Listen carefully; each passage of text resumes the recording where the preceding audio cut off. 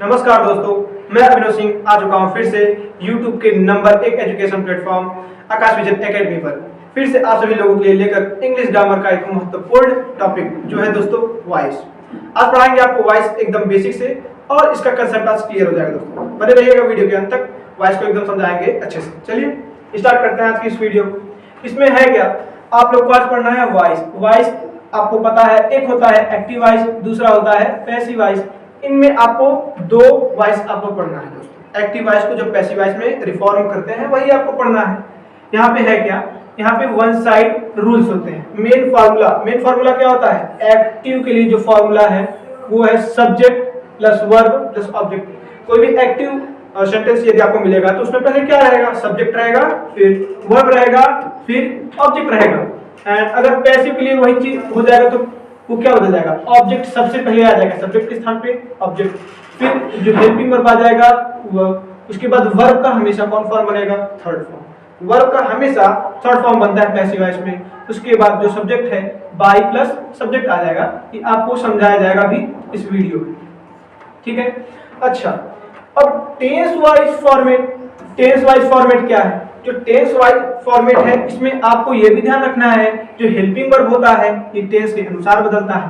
जो helping verb होता है टेंस के अनुसार, लेकिन टेंस किस अनुसार बदलता है ये भी हमें पता रहना चाहिए। तो टेंस का फॉर्मेट यहाँ पे दिया गया। वाइज जो है वह टेंस रूल्स के अनुसार क्या है, प्रेजेंट इंडेफिनिट टेंस के लिए क्या है, यदि सब्जेक्ट है, वर्ब का फर्स्ट फॉर्म और ऑब्जेक्ट है, और पैसिव वॉइस बनेगा ऑब्जेक्ट हो जाएगा, और helping verb is am are लगेगा सब्जेक्ट के अनुसार, और वर्ब का थर्ड फॉर्म और बाई सब्जेक्ट। अभी सब्जेक्ट को ऑब्जेक्ट के स्थान पे जिस अनुसार बदला जाएगा वह भी आप लोग को बताया जाएगा।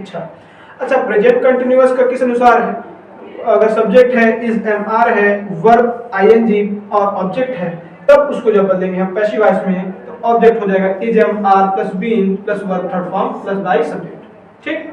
अच्छा, ये प्रेजेंट कंटिन्यूअस, इसी प्रकार प्रेजेंट परफेक्ट, इसी प्रकार पास्ट इंडेफिनिट, इसी प्रकार पास्ट कंटिन्यूअस, इसी प्रकार पास्ट परफेक्ट, इसी प्रकार फ्यूचर इंडेफिनिट, इसी प्रकार मॉडल का। मॉडल जो होते हैं, मॉडल एक वर्ब होते हैं जो अलग से यूज होते हैं, जिस प्रकार can, may, must, should, etcetera प्रकार के हैं, ठीक है। इनमें क्या होते हैं, पहले सब्जेक्ट, मॉडल, वर्ब, ऑब्जेक्ट आते हैं। एक्टिव वॉइस में, पैसिव वॉइस में जब रिफॉर्म करेंगे तो पहले ऑब्जेक्ट आ जाएगा, फिर मॉडल जो भी मॉडल होगा उसके पास बी, फिर verb third form plus by plus subject. इसका दोस्तों आपको बहुत अच्छे से ध्यान रखना है।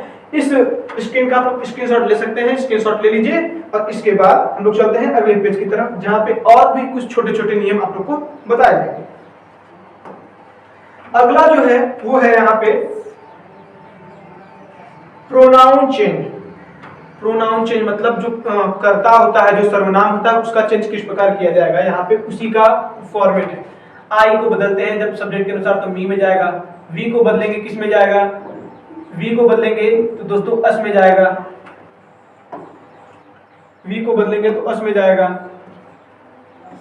यू को बदलेंगे यू में जाएगा, ही को बदलेंगे हिम में जाएगा, शी को बदलेंगे हर में जाएगा, दे को बदलेंगे दिम में जाएगा, इट को बदलेंगे इट में ही रहेगा, एंड हु को बदलेंगे हुम में जाएगा। बस ये ध्यान रखिएगा, जो बदल रहे हैं इसके पहले आपको बाई लगाना है। क्या लगाना है, बाई लगाना है। चलिए, और यदि कोई नेम आ जाएगा तो उसको नेम में ही बदलेंगे, उसके पहले बाई लगना है।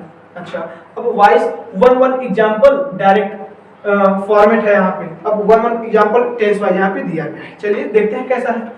पहला आपका दिया गया है प्रेजेंट इंडेफिनिट के लिए क्या है, अगर एक्टिव वॉइस है ही टीचेस इंग्लिश, आपको यहाँ पे पकड़ना है सब्जेक्ट कौन है, ही, यहाँ पे पकड़ना है वर्ब कौन है, टीचेस, यहाँ पे पकड़ना है ऑब्जेक्ट कौन है, इंग्लिश। आपको इतना पता चल गया।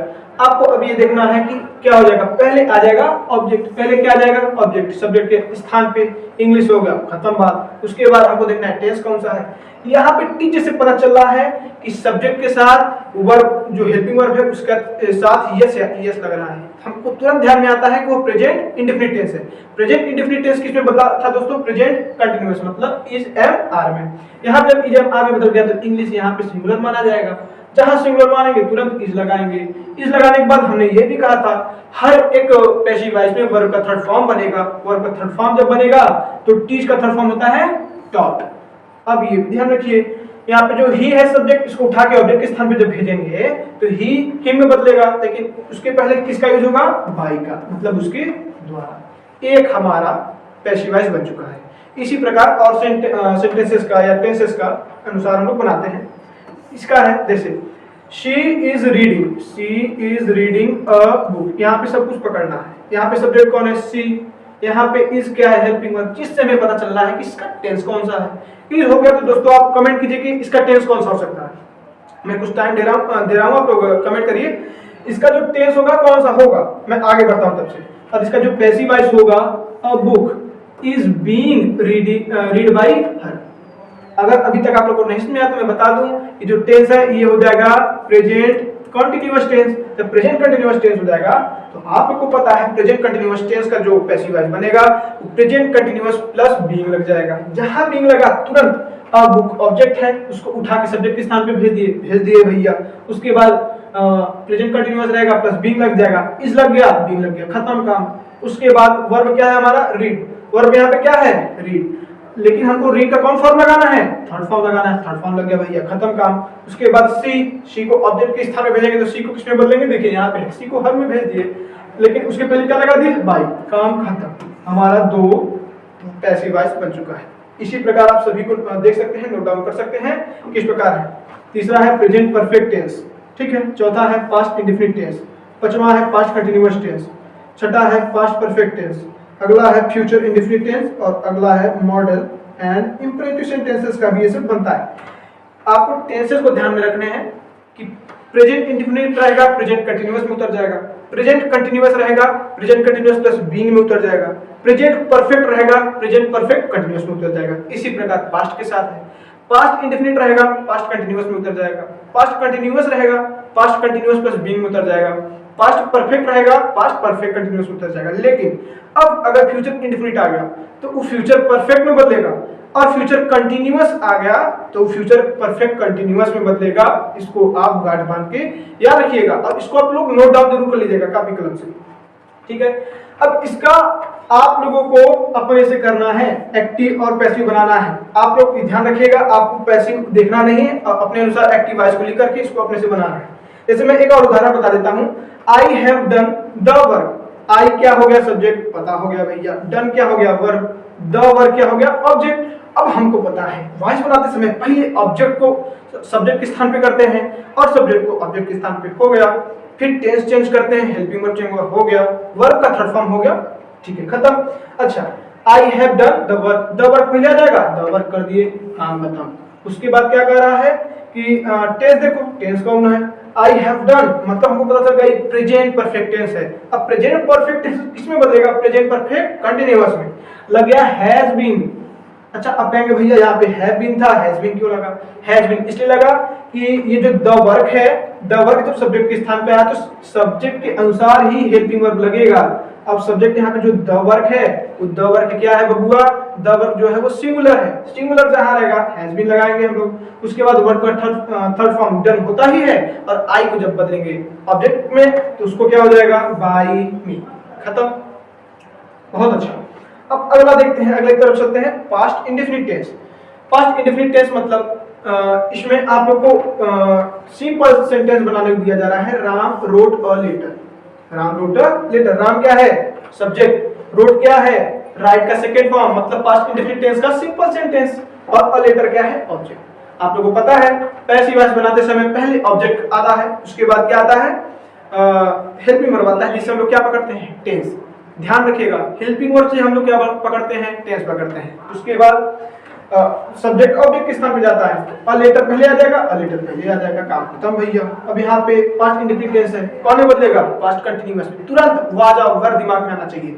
अच्छा, अब अ लेटर है मतलब एक वचन है भैया, बता रहा है अ लेटर एक वचन, एक वचन जहाँ रहेगा तुरंत क्या लगेगा, वाज लगेगा। उसके बाद क्या है, राइट का थर्ड फॉर्म क्या हो जाएगा बाबूआ, रिटेन। आप लोग को ध्यान रखना है हमेशा, कौनो चीज हो, कौनो वर्ब हो, किसी भी फॉर्म में हो, लेकिन जब भी पैसिव बनेगा वर्ब का हमेशा, मेन वर्ब का हमेशा थर्ड फॉर्म हो जाएगा, रिटर्न हो गया।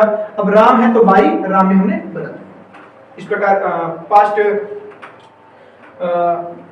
Continuous tense. अब पास्ट कंटीन्यूअस टेंस की तरफ चलते हैं। इसमें जो एक्टिव वॉइस है वह है दे वर प्लेइंग दे क्या है, सब्जेक्ट है, वर क्या है, हेल्पिंग वर्ब, हमको पता चल गया। वर्ब जहां आ गया हमको पता चल गया ये पास्ट कंटिन्यूअस टेंस है, क्या, एक्टिव वॉइस।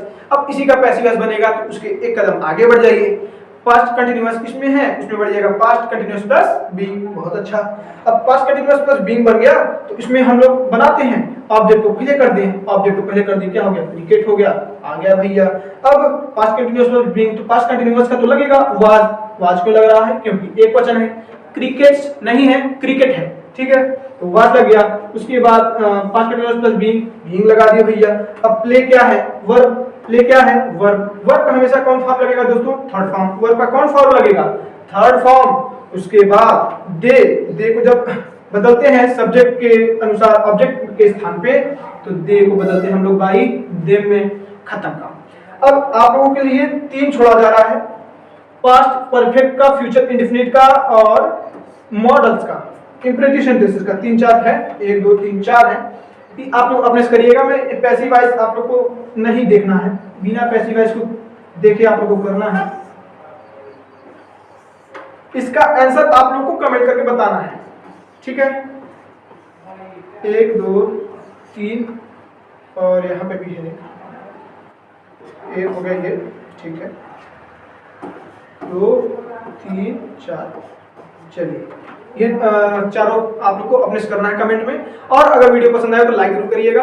वॉइस का जो बेसिक चीज था आप लोग को मैंने बता दिया है, इसको आप लोग पहले इसको नोट्स पे बनाइएगा, इसको प्रैक्टिस करिएगा। ये वॉइस ऐसी चीज है बिना प्रैक्टिस के नहीं आने वाली है, ठीक है दोस्तों।